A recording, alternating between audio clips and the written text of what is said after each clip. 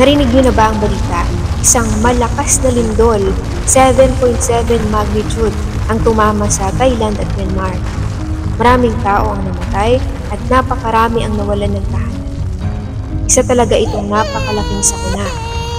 Sa ganitong mga panahon, ano ba talaga yung pinakamahalagang bagay? Pera ba natin, trabaho, o magandang buhay sa hinaharap? Hindi.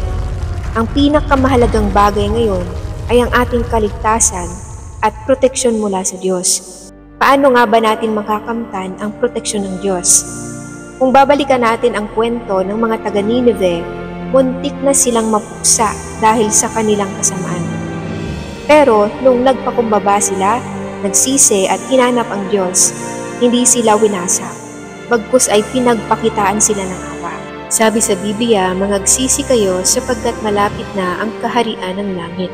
Mga ganitong kalamidad, hindi ba't paggising na ito mula sa Diyos? Isang paalala na hanapin natin siya at bumalik sa Kanya. Hindi lang sa salita, kundi sa totoong pagsisikap na hanapin ang Kanyang mga yapak. Naisip mo na ba kung nagbalik na nga ba ang Diyos? At kung may bagong gawain na ba ng pagliligtas ang Diyos ngayon? Ang mahalagang tanong, hahanapin mo ba ang Diyos bago mahuli ang lahat? Huwag na nating hintayin ang mga sakuna na bumagsak mismo sa harap natin bago matauhan. Dahil ang totoo, kapag mas hinahanap natin ang Diyos, mas maiintindihan natin ang nangyayari sa mundo at mas malalaman natin kung paano makakahanap ng proteksyon.